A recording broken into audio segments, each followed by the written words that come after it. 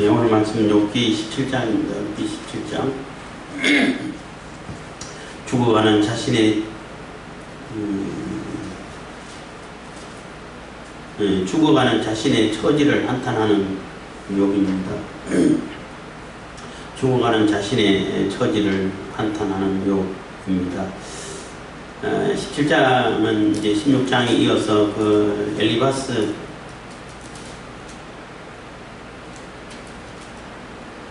엘리바스에 대한 욥의 답변을 하면서 도대체 너희들이 가지고 있는 지혜가 뭐냐, 너희들이 생각하는 것이 어떻게 그거밖에 안 되냐, 뭐 이런 내용으로 또 오히려 친구들을 이렇게 책망하고 비난하고 그래서 아무도 도움이 안 되는구나. 너희들이 어떻게 나한테 조금의 도움이라도 될 줄 알았는데 하나도 도움이 안 되고 오히려 더 속상하게 만들고 또 더 원통하게 만들고 분노를 일으키게 만드는 그러한 존재밖에 안 되는구나. 그래서 너희들하고는 더 이상 얘기할 수가 없다. 뭐 말이 통해야 얘기를 하지.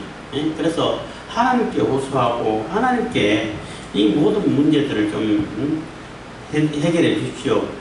하나님께서 조갈 이게 보증인을 보내셔가지고 이게 이렇고 저렇고 한 자초지종을 얘기해 주셔가지고 욥이 이 일에 대해서는 결백하다는 거, 하나님께서 하나님 보실 때에 뭐 진노하고 막 하나님의 분을 막 격발시키는 그러한 죄를 짓지 않았다는 그러한 자신의 결백함을 하나님께 호소하겠다는 것입니다. 인간들이 스스로 뭔가를 이렇게 하나님의 섭리를 다 이해하고 다 이렇게 그것을 판단하고 할 수가 없다는 거죠. 17절에는 마찬가지로 계속 이어서 어쨌든 욥 자신의 입장에서 보면 너무나 이게 이해할 수 없고 억울하고 답답하고 왜 이런 일이 내게 있었는지 도무지 알 수가 없는데 아무도 얘기해주는 존재가 없다는 거예요. 그래서 하나님께 기도하고 하나님께 호소했지만은 하나님도 그냥 침묵만 하셔. 그래서 이대로 결국은 욥의 입장에서 보면은 뭐 더 이상 뭐 소망이 없잖아요. 그대로 이대로 죽어갈 수밖에 없겠구나, 죽는 수밖에 없는 거구나. 그래도 한 가지 소망은 죽기 전에라도 왜 그런지 이유라도 좀 알았으면 좋겠다는 거죠. 욥의 심정은. 그래서 결국은 하나님께서 이게 다 이렇게 해결하실 것이다. 나는 이렇게 죽어가지만은 이미 더 이상 소망이 없고 희망도 없고 뭐 죽음이 이미 예약된 사람들처럼 시한부인생처럼 살아가는 존재밖에 안 되는데, 그랬다 할지라도 결국은 하나님은 그 의로운 자를 일으키시고 또 변호해 주시고 또 들어주실 것이다 하는 그러한 희미한 소망을 나타내고 있는 것입니다. 1절입니다. 나의 기운이 쇠하였으며 나의 날이 다하였고 무덤이 나를 위하여 예비되었구나. 그래서 내 기운도 이제 다 이제 쇠하여져 가고 기력도 이제 다 돼가고 이제 죽는 일밖에 안 남았다는 거죠.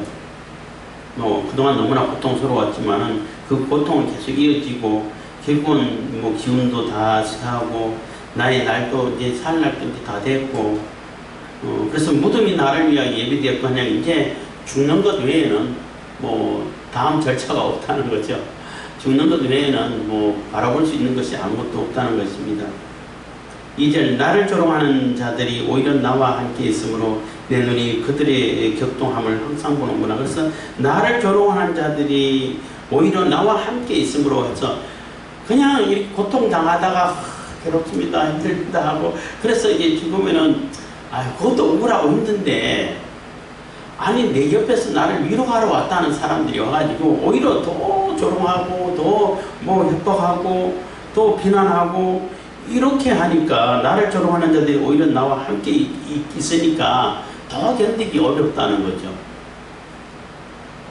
그래서 내 눈이 그들의 격동함을 항상 보는 거라. 그래서 그들이 막 조롱하고 막 분을 내고 막 협박하고 너 그러면 안 돼. 그러면 그게 무슨 짓이냐 하고 막 엎어 지르고 이런 것을 그냥 바라볼 수밖에 없다는 거예요.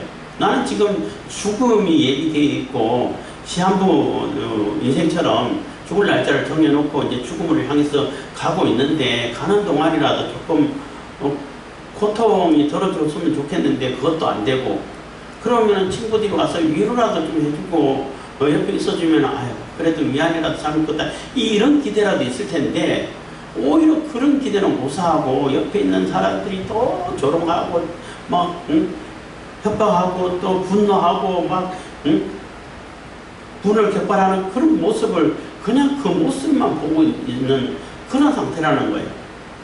그러니까 너무나 참 비참하고 참 어렵다는 겁니다. 그래서 이제 기도를 하는 거죠. 3절입니다. 청컨대 보증금을 주시고 친히 나의 보주가 되옵소서. 주 외에 나로 더불어 손을 칠 자가 누구니까 해서 그래서 3절에는 이제 3절을 통해 가지고 여기서 메시아 사상을 이렇게 볼 수가 있어요. 우리 인간은 사람들은 도무지 알 수가 없다는 거예요. 어떻게 이 상황을 이해하고 설명할 수 있냐는 거죠. 설명할 수 있는 그러한 인생이 있으면 사람이 있으면 나와보라는 거죠. 없다는 거예요. 물론 우리 독자들은 처음에 다 알려줬기 때문에 사탄이 괜히 질시해가지고 시기해가지고 욥을 이렇게 시험하고 있는데 하나님은 욥에게 자신이 있어요. 그래? 그럼 네가 한번 해봐. 사탄에게 네가 모르는 것이 있어.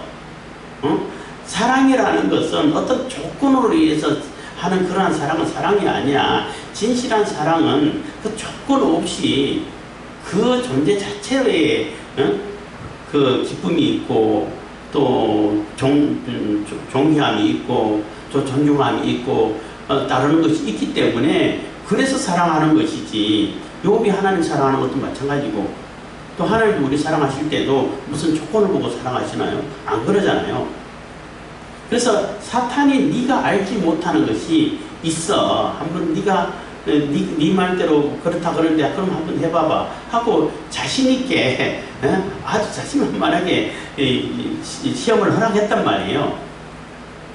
그 하나님은 사탄에게 허락하심이 뭐 욥이 미워서라든지 욥이 뭐 해서는 안 될 일을 했기 때문에 그래서 한 것이 아니라 욥만큼은 네가 아무리 시험해도 그 근본적인 사랑에 대해서 사랑에서 흔들리지 않을 거야. 그런 조건이 다 없어도 하나님 사랑하고 하나님을 존중하고 하나님께 영광 돌리고 하나님을 그러니까 자신의 하나님이심을 부정하지 않을 거야 하는 그러한 뭐 우리 인간적인 입장에서 얘기한다면 자신감이 있으니까 허락해 주시는 거예요. 볼 때 쟤 조금만 괴롭히면은 금방 마음 변하겠다 싶으면은 허락 안 해주죠. 안 그래요? 허락 안 해. 그러면은 욥이 그래도 감당할 수 있고 저 정도는 충분히 감내를 하면서 하나님에 대한 그 사랑이라든지 하나님에 대한 그 존재 인식이라든지 그것을 변하지 않을 거야 하는 그러한 자신감이 있기 때문에 보증이 있기 때문에 한번 해봐 하고 허락해 준 거란 말이에요. 욥이 사실 대단한 우리 인간적인 측면에서 보면 대단하죠. 칭찬받을 만해요. 어떤 분은 욥 칭찬하면 안 된다고 그랬는데 그거 아니야. 욥은 칭찬할 만해요.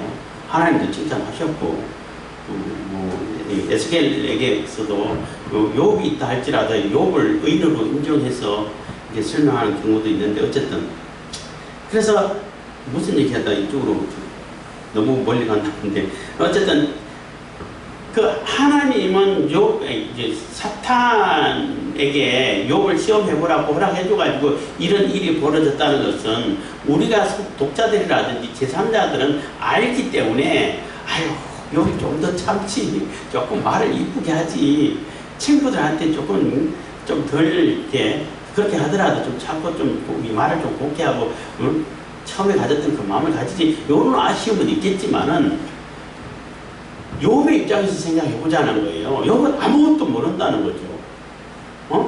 뭐 여기 친구들도 마찬가지입니다만은 아무것도 모르는 상태에서 왜 갑자기 이런 일이 엄청난 그 일도 뭐 사소한 뭐 조금 이상한 일이 아니잖아요. 어마어마한 일이 벌어졌다고.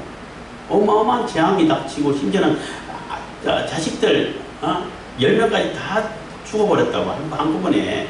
그 정신적인 충격도 이겨내기도 힘든데 몸에는 그냥 악창이 나가지고 온 몸이 그냥 막 여기저기 터지고 화산 폭발하듯이 고통은 고통대로 하고 여름 막 올랐다 내렸다 하고 도저히 견딜 수 없을 만큼 힘든데, 응?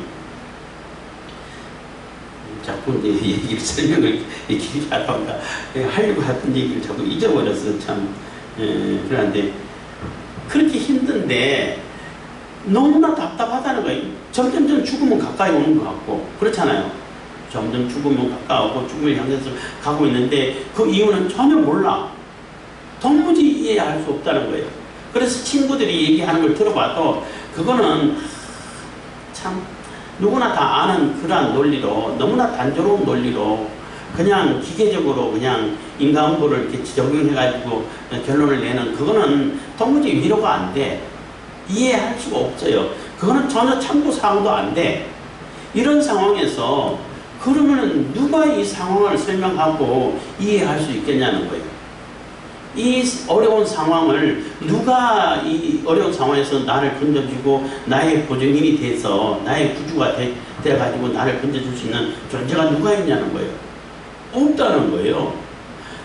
하나님 외에는 우리를 구원할 수 있는 자, 이렇게 보증인이 되셔가지고 우리의 이렇게 증인이 되셔가지고 이렇다 저렇다 하고 이렇게 설명해 줄 수 있는 존재가, 또 여기서 이렇게 고난과 환난에서 건져줄 자가 하나님 외에는 없다는 거예요.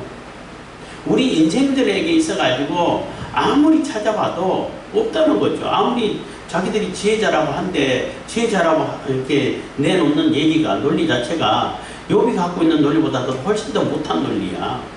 응? 논리적 근거도 너무나 빈약해. 그런 상태에서 어떻게 인간 스스로가 이게 설명할 수 있겠냐는 거예요. 그래서 하나님 외에는 이것을 설명할 수 있는 존재도 없고, 하나님 외에는 이 어려운 상황, 이 환난의 상황, 이 재앙의 상황을 벗어나게끔 여기서 건져내 줄 수 있는 존재가 없다는 거예요. 우리 인간도 마찬가지죠. 우리 인간 스스로는 우리 인간의 죄에 대해서 해결할 수 있는 방법이 없어요. 하나님께서 독생자 예수 그리스도가 말씀이 육신을 입고 오지 않으면 방법이 없어요. 그래서 하나님께서 보증인이 되어주시고 증인이 되어주십시오 하고 기도를 하는 것입니다. 3절입니다. 천간대 보증물을 주시고 친히 나를 보주가 되옵소서 해서 하나님께서 보증물을 담보를 제시해 주십시오. 담보가 되어 주십시오. 보증인이 되어 주십시오 하고 기도하는 거죠. 하나님 외에는 그렇게 할 수 있는 존재가 없다는 것입니다. 주 외에 나로 더불어 손을 칠 자가 누구이니까 해서 여기서 손을 친다는 얘기는 뭐 우리나라 속담에 손뼉도 마주쳐야 소리가 난다는 속담이 있잖아요. 아무리 허공에 이게 세게 흔들어 봐야 마주치지 않으면 소리가 안 나요. 그래서 욥은 구원의 손길을 막 흔들고 있는데 이 손을 잡아주고 손을 이렇게 마주쳐가지고 소리 낼 수 있는 그런 존재가 없다는 거죠. 그래서 하나님께서 그런 손을 좀 잡아주십시오. 손바닥 맞붙이게 해가지고 소리 나게 해주십시오 하는 얘기 되는 것입니다. 그래서 주로 주 외에 나로 더불어 손을 칠 자가 누구니까 하는 얘기가 그 얘기인 것입니다. 4절입니다. 주께서 그들의 마음을 가리워 깨닫지 못하게 하셨사오니 그들을 높이지 아니하시리이다. 그래서 주께서 그들의 마음을 가리워 깨닫지 못하게 하셨다 하는 얘기는 친구들을 얘기하는 거예요. 하나님께서 그 친구들에게 깨달을 수 있는 지혜를 안 주셔가지고 자기들은 스스로 굉장히 지혜롭다 그러고 뭐 경험을 얘기하고 그래서 다 통달한 것처럼 얘기하는데 욥이 볼 때는 너무나 지혜롭지 못한 상태라는 거죠. 그래서 그거는 인간들이 너무나 이렇게 부족하기 때문에 하나님께서 지혜를 열어주셔야, 눈을 열어주셔야, 깨닫게 해주셔야 깨닫는데 하나님께서 안 열어주셨다는 거죠. 깨닫게 해주지 않으셨다는 겁니다. 여기도 마찬가지로 우리 인간 스스로 뭔가 사실 인간이 가지고 있는 지식이라든지 뭐 지혜는 사실 하나님 보실 때 티끌만한 지혜밖에 안 되잖아요. 티끌만한 지혜도 안 될 텐데, 그리고 사람들은 뭐 하나님 보실 때는 다 도토리 기지개기죠. 사람들끼리는 와 제가 IQ가 높대, IQ가 떨어진대, 뭐 이런 차이가 있겠지만은 하나님 보실 때는 다 도토리 기지개기예요. 거기서 복이지. 그래서 하나님께서 지혜를 열어주셔야, 귀를 열어주셔야, 눈을 열어주셔야, 입을 열어주셔야 할 수 있다는 거예요. 믿음도 마찬가지죠. 하나님께서 믿음을 주셔야 믿음을 가질 수 있다라는 그러한 뭐 생각을 많이 하게 되죠. 아무리 설명하고 아무리 그 원리를 얘기하고 해도 하고 잊어버려. 전혀 나랑 상관없는 얘기가 되고 있고. 그래서 하나님께서 안 주셨기 때문에 그들에게 지혜를 가리워서, 마음을 가리워서 깨닫지 못하게 하셨사오니 그들을 높이지 아니하시리이다. 그래서 깨닫지 못하고 지혜롭지 못한데 그들을 어떻게 높이 받들고 존중하고, 그래 네 말이 맞아, 네 말대로 할게, 이렇게 이 말이 나올 수가 있겠냐는 거예요.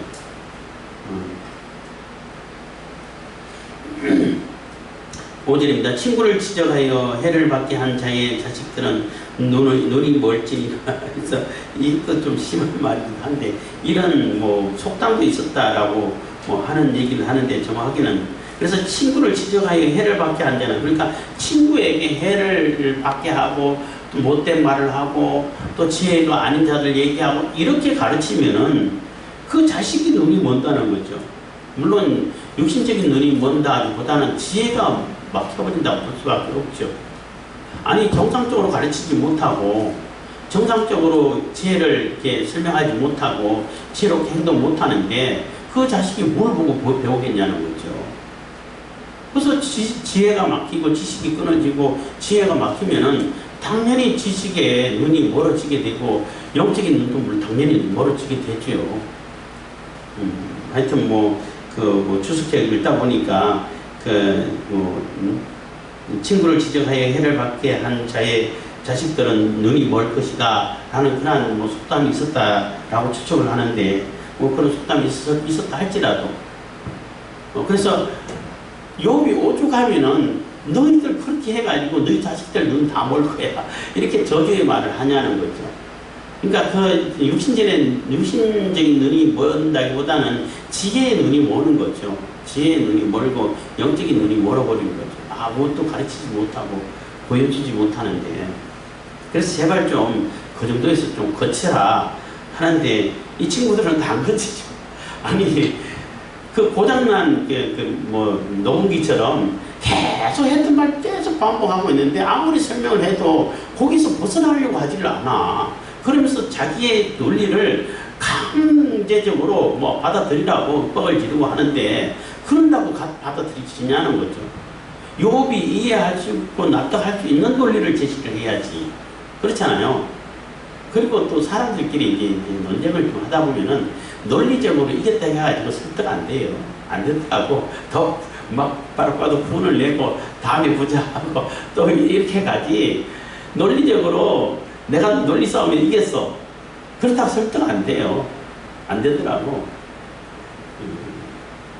하여튼 어쨌든 간에 그래서 참 욥도 참 속이 많이 상하구나, 욥이 친구들에게 이런 말까지 하는구나, 이런 생각을 해보는 것입니다. 6절입니다. 하나님이 나로 백성의 이야기거리가 되게 하시니 그들이 내 얼굴에 침을 뱉는구나. 그래서 이게 하나님께서 나를 이렇게 재앙을 내리고 어려움 당하게 하셨다는 겁니다. 그래서 나로 이 백성의 이야기거리가 됐다는 얘기는 조롱거리가 됐다는 얘기인 거예요. 수근수근하게 되고, 아유 어쩌다 저 모양이냐, 낄낄낄 거리고 끌끌끌 혀차고 하는 그런 처지가 됐다는 거죠. 그래서 하나님이 나로 백성의 이야기거리가 되게 하시니 그들이 내 얼굴에 침을 뱉는구나. 그래서 얼굴에 침 뱉는다는 얘기는 모욕한다는 얘기죠. 그동안은 욥이 가기만 하면 존경의 인사를 하고 또 한마디만 해도 다 받아들이고 또 어려운 사람이 있으면 도와주고 일어서게 만들고 하니까 막 다 따르고 존경하고 이랬었는데, 완전히 재앙을 당하고 뭐 어려움 당하고 자식들 다 죽고 자기는 몸에 만시창이 낙상이 나서 만시창이가 되고 다 그냥 오늘 내일 하는 다 죽고 가는 것 사람처럼 보이고 하다 보니까 사람들이 이제는 막 낄낄거리고 조롱하고 욕하고 뭐 모욕을 하고 뭐 이런다는 거죠. 그러니까 그 아픈 거 육신적으로 고통스럽고 정신적으로 고통스러운 것도 너무너무 힘든데 찾기 힘든데 사람들까지 와서 조롱하고 모욕하고 또 친구들까지 조롱하고 욕하니까 그것 또한 더 찾기가 힘들다는 거죠. 더 어렵다는 겁니다. 7절입니다. 내 눈은 근심으로 하여 어두워지고 나의 온 지체는 그림자 같구나. 그래서 내 눈은 근심으로 인하여 어두워졌다는 얘기는 너무나 근심하고 걱정하니까 점점점 눈이 흐려져 가고 흐리멍텅해져 가고 이제 뭐 기력이 다 해가고 이제 죽어가는구나. 이런 느낌이라는 거죠. 나의 온 지체는 그림자 같다는 얘기는 그림자 같다는 얘기는 그림자는 뭐 순식간에 사라져 버리잖아요. 뭐 이렇게 만져도 만져지지도 않고 그 허망하게 그냥 이렇게 사라져가는 그러한 모습을 빗대서 얘기하는 것입니다.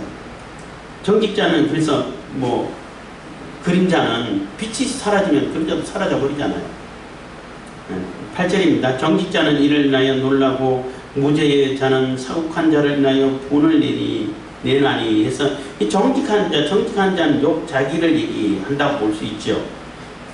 그렇지만 가족 모욕을 다 당하고 욕을 먹고 고난은 고난대로 당하고 괴로움은 괴로움대로 당하고 이런 상태에 있는데 그래서 자기가 이제 점점 죽어져 가고 이제 죽을 날이 멀지 않았구나 얼마 안 있다 죽겠구나 이런 상황까지 왔는데 그렇지만은 정직자는 이를 인하여 놀라고 무죄자는 사국한 자를 인하여 분을 내려나니 한 얘기는 왜 이런 일이 있는지는 모르겠다는 거예요. 너무나 놀랍다는 거죠. 아니 나는 정직하게 살고 순전하게 살았는데 사람들이 얘기하기는 다 너무나 극악한 죄를 지었고 하나님의 진노를 사는 일을 했기 때문에 이런 재앙을 당했다 라는데 내가 왜 이런 재앙을 당해야 되지? 왜 이런 재앙으로 내가 이런 정말로 모욕 참을 수 없는 가정 모욕을 다 당해야 되고 이런 고통과 고난을 겪어야 되지? 너무나 놀랍다는 것입니다. 그래서 어떻게 이런 일이 있을 수 있을까? 물론 욕도 아직까지 그 인간고라든지 그게 그 사고방식 내에서는 완전히 벗어나지 못했어요. 분명히 하나님께서는 그 선한 사람, 의로운 자라고게 복을 주시고 악한 자를 심판하신다는 걸 다 아는데 악한 자들이 받아야 할 그 심판을 내가 지금 받고 있다는 얘기예요. 그럼 이게 왜 뭐지? 이거 어떻게 이런 일이 있지? 알 수가 없다는 것입니다. 그래서 놀랍고 무죄자도 이게 욥이라고 볼 수 있어요. 사곡한 자를 인하여 분을 내느니라. 그래서 나는 죄가 없는데 자꾸 죄가 있다 하고 강요하고 막 윽박지르고 하는 자에게 막 분노가 치밀어 오른다는 거예요. 9절입니다. 그러므로 의인은 그 길을 독실히 행하고 손이 깨끗한 자는 점점 힘을 얻느니라. 그래서 그렇게 놀랍고 뭐 분을 내고 하지만은 그래도 의인은 끝까지 고난을 당한다 할지라도 그 길을 흔들림 없이 간다는 거예요. 흔들림 없이 내 갈 길을 갈 거야 하는 얘기가 되는 거죠. 그래서 그러므로 의인은 그 길을 독실히 행하고 한 얘기는 아무리 비난하고 막 욕하고 모욕을 해도 내가 행하는 내가 가야 할 길은 흔들림 없이 독실히 간다는 얘기는 뭐 꿋꿋하게 성실하게 홀로 아무도 뭐 이렇게 응원 안 해줘도 홀로 간다는 것입니다. 뭐 흔들림 없이 막 요동함이 없이 간다는 거죠. 행하고 손이 깨끗한 자는 점점 힘을 얻느니라. 그래서 손이 깨끗하고 손은 행실을 얘기하는 거죠. 라고 여러 번 얘기했잖아요. 행실, 뭐 하는 일, 능력, 권능, 뭐 이런 것들 상징하는데 그 행실을 얘기하는 거예요. 삶을 얘기하는 거죠. 행위를 얘기하는 거고 그 행위를 깨끗한 자, 행위 깨끗한 자는 점점 힘을 얻는다. 그래서 아무리 재난이 오고 뭐 고난이 오고 또 사람들이 오해해가지고 막 모욕을 하고 조롱하고 해도 진짜 의인은 흔들림 없이 그 의의 길을 꿋꿋이 간다는 거예요. 가가지고 결국은 그 손에 그 행하는 일에 힘을 얻어가지고 다시 회복된다는 거예요. 그래서 점점 힘을 얻느니라. 10절 너희는 다 다시 올지라 내가 너희 중에서 지혜자를 찾을 수 없느니라. 그래서 의인은 반드시 그 길을 의의 길을 흔들림 없이 가가지고 결국은 그 손에 힘을 얻어 다시 회복될 거야 라는 그러한 얘기를 이렇게 얘기를 하면서 그 친구들에게 가서 엄마 저 돈 먹고 와 하는 그 얘기예요. 우리 이제 한국 사람들 속담으로 얘기한다면은 너희는 다 다시 올지니라 한 얘기는 너희 가서 좀 공부 좀 더 하고 와 하는 얘기예요. 지금 이 상태에서는 암만 얘기해봐야 모르고 조금 더 깨닫고 들어와 하는 얘기인 것입니다. 내가 너희 중에서 지혜자를 찾을 수 없느니라. 너희들은 아무리 들어봐도 지혜자는 아닌 것 같아. 가서 엄마 저 더 먹고 공부 좀 더 하다가 와 하는 얘기인 거예요. 그러니까 8절 9절을 얘기하면서 9절을 얘기하면서 친구들의 논리 논리잖아요. 이게 결국은 그 의인은 그 길을 흔들림 없이 가고 또 의인은 하나님의 복을 주셔가지고 다시 힘을 얻고 하는 거 그거 나 다 알아. 결국은 손이 깨끗한 자는 점점 힘을 얻고 회복될 거야. 그러니까 다 아니까 너희들은 가서 공부 좀 더 하다고 와 하는 얘기가 되는 겁니다. 근데 그렇게 얘기를 했지만은 지금 내 현실을 볼 때는 너무나 비참하다는 거죠. 너무나 힘들다는 거예요. 11절 나의 날이 지나갔고 내 경영 내 마음에 삼하는 바가 다 끊어졌구나. 그래서 그렇게 알고 있고 그러한 희망을 가지고는 있긴 하지만은 내 자신의 현실을 볼 때는 이제 희망이 없다는 거 다 이게 희망이고 소망이고 다 사라져 갖고 이제 죽을 날만 기다릴 수밖에 없다라는 그러한 자신의 처지를 한탄하는 것입니다. 그래서 나의 날이 지나갔고 내 경영 내 마음에 사모하는 바가 다 끊어졌구나. 그래서 내 경영 내 마음에 사모하는 것이라고 하면은 그거죠. 뭐 이것도 똑같아요. 권성징악 상선 보락 이거 똑같은 얘기인데 하나님 말씀대로 잘 살고 열심히 순전하게 살면 하나님께서 복을 들어주시고 하나님께 영광을 돌리고 하나님의 영광을 따라서 내가 복된 삶을 살아가고 하는 그 경영이고 내 마음에 사모하는 것도 마찬가지죠. 우리 자식들이 또 행복하게 잘 살고 복된 삶을 하나님 말씀 떠나지 않고 이렇게 살아가고 그게 내 마음에 사모하는 거죠. 근데 지금은 이제 다 끝나버렸다는 거예요. 그거 다 지나가 버렸다는 거죠. 무슨 이유인지는 모르겠지만은 다 허망하게 다 끊어져 버렸다는 것입니다. 12절 그들은 밤으로 낮을 삼고 빛이 어두운 데 가깝다 하는구나. 그래서 그들은 이게 악한 자들이고 이게 친구들이기도 합니다만 밤을 낮으로 삼고 밤 어두운 데 캄캄한데 지금 의도 아닌데 아닌 의를 가지고 의라고 고집하고 자꾸 하나님 말씀 아닌데도 하나님 말씀이라고 얘기하고 이렇게 거꾸로 얘기한다는 거예요. 빛이 어두운 데 가깝다 하는구나. 그래서 분명히 빛으로 살았는데 너는 어두움이야. 죄를 짓고 살았어. 어두움에 살아서 어두움에서 헤매고 있는 거야. 응? 그리고 오히려 어두움에 사는 사람들, 악한 자들, 그들이 또 평안한 걸 보고 너희들 평안한 거 보니까 지금 이렇게 사나 보다. 이렇게 얘기한다는 거예요. 말이 안 맞죠. 안 되죠. 그렇게 얘기하면은. 그런 상황이다 보니까 13절 내 소망이 음보로 내 집을 삼음에 있어서 침상을 흑암에 베풀고 그래서 내 소망이 음부에 내 집을 삼음에 해서 이미 내 소망은 지금 죽는 것밖에는 방법이 없구나. 희망이 없구나. 죽음이 예비되어 있기 때문에 이미 내 소망은 죽음에 가 있구나 하는 얘기가 되는 거죠. 내 집을 삼음에 있어서 침상을 흑암에 베풀고 내 누워있는 침상도 이미 죽음에 베풀어져 있다는 것, 놓여져 있다는 것입니다. 14절 무덤들어 너는 내 아비라 구더기 들어 너는 내 음이 내 자매라 할진대. 그래서 무덤이 가깝고 무덤에서 이제 누워 있으면은 속에서 벌레들이 와서 다 이제 육신들 다 까먹고 할 거 아니냐? 썩어버리잖아요. 세균들이 와서 썩어버리고 하는데, 그게 내 의미고 내 자매라. 그러니까 죽음을 피할 수가 없다는 거죠. 이미 예약된 것이고, 더 이상 내가 희망이 없고, 죽어가는데 죽음을 그냥 맞이할 수밖에 없구나 하는 그러한 소리인 것입니다. 나의 15절, 나의 소망이 어디 있으면 나의 소망을 누가 보겠느냐. 그래서 지금 이런 상태에서 내 소망이 어디 있냐는 거예요.